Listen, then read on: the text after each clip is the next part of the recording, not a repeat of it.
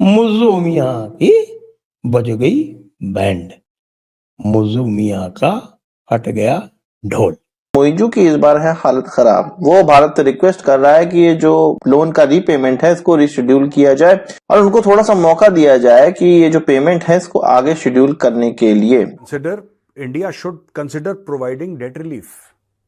भारत इस पे गौर करे कि डेट रिलीफ दे दे भारत, $400 मिलियन जो इंडिया को देने हैं। और अब इसका यह कहना है कि भारत जो हमारा इतना निकट दोस्त है, भारत जो हमारा इतना करीबी भाई है, भारत जो हमारा दिल का टुकड़ा है, हमारे जिगर का टुकड़ा है, क्या वो सिर्फ $400 मिलियन भूल नहीं सकता? क्या इतना मुश्किल है भारत के लिए? क्या भारत का इतना बड़ा दिल नहीं है कि अपने भाई मालदीव्स, अपने छोटे भाई मोहम्मद मुइजू के इतने कर्जे माफ नहीं कर सकता? भारत हमारी हेल्प करता है। As a matter of fact Bharat हमारा क्लोजेस्ट एलाय है।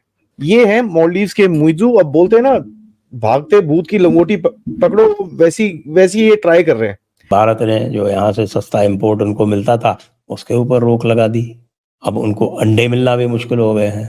बाकी सब्जियां वब्जियां, आलू वालू, तेल वेल, ये सब अब उपलब्ध नहीं है आसानी से। मंगाओ जहां से मंगाना हो, चीन से मंगाओ। मालदीव की आर्मी चीफ ने एक स्टेटमेंट दी कि तुम ये सही नहीं कर रहे हो, जो तुम खुलेआम जो ये पंगे जो इंडिया के साथ ले रहे हो। देखिए, अब भूटान वो गए हुए हैं मोदी, उनको गार्ड ऑफ ऑनर मिला, ठीक है, शहजादे ने खुद वेलकम किया उनको, और उसके बाद उन्होंने उनके साथ ट्रेन का कोई प्लान कर लिया 57 किलोमीटर। मतलब पहले दुबई के साथ अंडर वाटर ट्रेन थी, अब भूटान के साथ ट्रेन का कर लिया। जिस किस्म का असलहा अमेरिका भारत को दे रहा है, उसको यूएन सिक्योरिटी काउंसिल का परमानेंट मेंबर भी बनाना चाहता है, न्यूक्लियर सप्लायर्स ग्रुप का भी मेंबर बनाना चाहता है, and so on and so fourth. पूरी दुनिया में अगर हम बात कीजिए, पूरी दुनिया तरस रही है कि भाई हम इंडिया के अंदर जाके कारोबार करें, हम इंडिया हमारे साथ हाथ में लाएं। एलोन मस्क दुनिया का सबसे अमीर तीन इंसान, शहबाज शरीफ भी तो कह रहे हैं इंडिया के साथ हाथ मिलाना है। हमारे शहबाज शरीफ ने कितनी कोशिश की है, यूएई को बार बार इस्तेमाल किया, क्योंकि यूएई इंडिया के बहुत। मालदीव्स को भारत को देने कोई $400 मिलियन, ठीक है,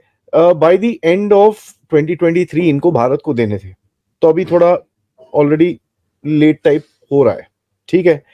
उसके बाद ऑब्वियसली अब ये बात तो कर नहीं सकता था, इंडिया आउट, ये आउट। मोदी साहब से मिला होगा, मोदी साहब को बोला होगा सर थोड़ा देर से देता हूं, ठीक है, okay, no problem, that would have been said at that time. And then you can see that कहीं ना कहीं मालदीव्स की हालत थोड़ी सी ऑब्वियसली खराब होनी शुरू हो गई है। नाउ देखिए, ऐसा है, मैं आपको ये पूरा इंटरव्यू के बारे में बताऊंगा so that we can try and take a decision as to हम क्या समझते हैं इसके बारे में, what can we understand with this entire game, right? So let's look at it a little, थोड़ा सा with a keen eye। इन्होंने बोला कि साहब मैंने कोई ऐसा एक्शन ही नहीं लिया, मेरी गवर्नमेंट ने ना, मैंने कोई ऐसा एक्शन नहीं लिया कि भारत के साथ रिलेशनशिप्स खराब हो। इंटरेस्टिंग, ठीक है। उसके बाद कहते हैं कि साहब ये देखो, जब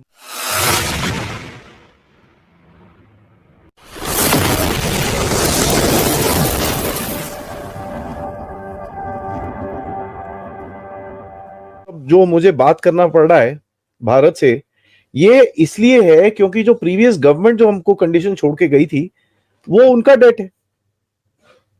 तो मैं क्या करूं, मेरे को तो भारत से काम करना पड़ेगा। Exactly what he said. तो चेंजेस ट्यून के ऊपर एक क्वेश्चन मार्क यहीं पे लग जाता है। कहता है जी जो रीपेमेंट स्ट्रक्चर बनाया था, जो लोन बनाया था, मैं क्या करूंगा?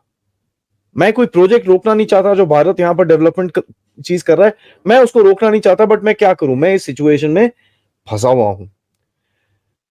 उसके बाद कहते हैं कि देखो ऐसा है, ऑब्वियसली अब जब मालदीव्स भारत की बात आती है तो ट्रूप्स की बात आ जाती है, ठीक है।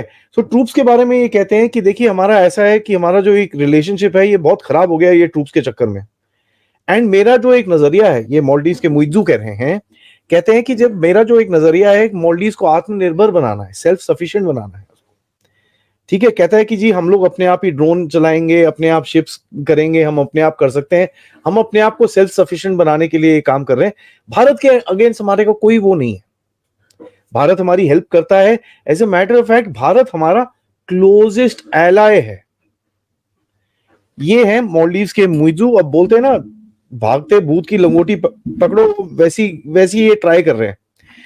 चक्कर क्या है, क्योंकि पैसे देने हैं भाई, पैसे है नहीं। तुम्हारी टोटल जीडीपी है कोई $4-5 बिलियन, $400 मिलियन तुमने भारत को देने हैं, क्या दोगे? where will you get the money to give India? Obviously you don't have it. Anyways, वो थोड़ा आगे जाके बात करेंगे. अब पैसे नहीं है तो इसका जस्टिफिकेशन सेल्फ रिलायंस का क्या है कि जी मैंने ड्रोन खरीदे. दिमाग देखो कितना जबरदस्त है इसका. पैसे नहीं है, किसी का डेट वापस करने के लिए पैसे नहीं है, लेकिन $40 मिलियन के आपने ड्रोन खरीद लिए. उसके अंदर भी झगड़ा पड़ा हुआ है. बिल्कुल लोग बोलते हैं भाई आपने 6 ड्रोन खरीदे 5 मिलियन के, वो तो 30 हो गए. 37 मिलियन इन्होंने खर्चा करा है, 7 मिलियन का है. करप्शन की बात हो रही है, वहां पर ये हो रहा है वो हो रहा है. कहता है कोस्ट गार्ड मैं अपने आप बनाऊंगा. वैसे ही देखें वो इंटरनेशनली एक फास्टेस्ट ग्रोइंग जो है वो कंट्री है और दुनिया के अंदर जो है वो छाता जा रहा है और पूरी दुनिया जो है वो उससे रिक्वेस्ट कर रही है. पीछे अग्नि मिसाइल उन्होंने लॉन्च किया तो जो है लेटेस्ट टेक्नोलॉजी में उन्होंने लॉन्च किया. तो कई ममालिक ऐसे हैं जो उनसे रिक्वेस्ट कर रहे थे कि भाई हमें जो है ये टेक्नोलॉजी दे दो. तो अब इंडिया की ये जो है वो इमेज बन चुकी है कि दूसरे बड़े ममालिक जो हैं वो इंडिया से रिक्वेस्ट करते फिर रहे हैं कि भाई हमें जो है ये टेक्नोलॉजी दे. और दूसरी तरफ आपने बात की कि 3000 यूके के फ्री वीज़ाज दे रहे हैं. तो इंडिया देखें एजुकेशन वाइज में भी पाकिस्तान से बहुत आगे. अगर उनसे उनके छोटे छोटे बच्चे से आप बात कर लें तो इंग्लिश में बात करते हैं. उनकी एजुकेशन में अगर देखें तो फ्री एजुकेशन वो प्रोवाइड करें. अगर हमारे इधर पाकिस्तान में बात करें तो हमें फ्री एजुकेशन का कॉन्सेप्ट ही कोई नहीं है. चाहे गवर्नमेंट का स्कूल हो चाहे प्राइवेट का स्कूल हो, गवर्नमेंट भी वही फीस चार्ज कर रही है जो प्राइवेट फीस चार्ज कर रही है. मैं खुद जो है वो आर्मी पब्लिक स्कूल का पढ़ा हुआ हूँ, वो सबसे ज़्यादा फीस चार्ज करते हैं. तो इस आर्मी पब्लिक वाले बिल्कुल उसमें कोई कंसेशन नहीं देते कि भाई आप आर्मी क्या है या कोई ऐसा वैसा नहीं, उन्होंने फुल चार्ज करनी है. तो वहीं पर अगर इंडिया की बात करें तो वो अपने आम आवाम को इतना फैसिलिटेट करते हैं.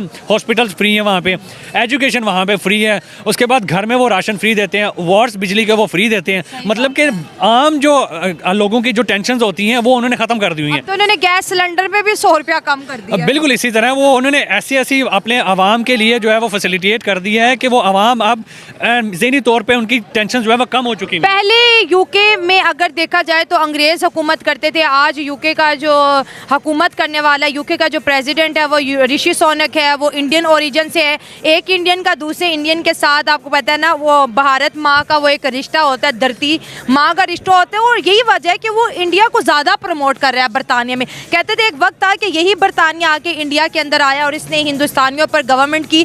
आज वही हिंदुस्तानी पूरे बरतानिया के ऊपर हुकूमत कर रहे हैं. बिल्कुल ऐसे ही इंडिया आने वाले वक्त का माने या कोई ना माने, आने वाले वक्त का बहुत जल्द वो सुपर पावर बनने वाला है. अमेरिका के बाद जो है वो इंडिया एशिया का ऐसा जो मुल्क होगा जो कि सुपर पावर बनने की अहलियत रखता है. और मुझे नहीं लगता कि आगे शायद 5 साल में ये सुपर पावर ना बने. मोदी ने तो आगे कह दिया कि आगे आने वाले 5 साल तो हमने जो है वैसे बहुत ज़्यादा बूस्ट कर देना है. और मैं मोदी से तो वैसे बहुत ज़्यादा इंप्रेस हूँ. मैं कह सकता हूँ कि यार मैं मोदी का फ़ैन हूँ, क्योंकि देखें जो अपने आप को एक चाय वाले से एक प्राइम मिनिस्टर में कन्वर्ट कर सकता है तो अपने 10 साल में उसने वैसे ही अपने इंडिया को जो है वो नक्शा ही बदल के रख दिया है. और दुनिया उससे सीख रही है और हम भी चाहते हैं कि हमारे जो पॉलिटिशियंस हैं वो उससे सीखें, इंडिया की पॉलिटिक्स से सीखें कि भाई वो कैसे ग्रूम कर रहे हैं. देखें बताएं 150 करोड़ की आबादी है वहाँ पे और हमारे 25 करोड़ की, हमारे 25 करोड़ की आबादी जो हमारे पॉलिटिशियन से संभाली नहीं जा रही. और एक मोदी ने जो है वो 150 करोड़ की आबादी को जो है वो एक मोदी सब पे भारी, एक मोदी सब पे भारी. और वैसे भी उनके जो है वो मानी का कहना है कि भाई मोदी है तो मुमकिन है.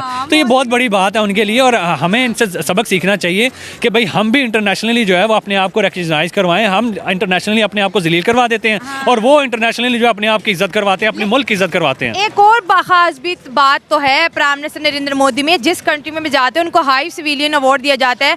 आज भूटान गए थे तो भूटान ने भी उनको बड़ी इज्जत से बिल्कुल उनको ऑनर दिया जा रहा है. देखें किसी भी मुल्क का कोई अच्छा प्राइम मिनिस्टर होता है ना तो वो उसको हर जगह दुनिया में रिस्पेक्ट दी जाती है. जैसे हमारे इमरान खान थे, वो जहाँ भी जाते थे उनको रिस्पेक्ट दी जाते थे.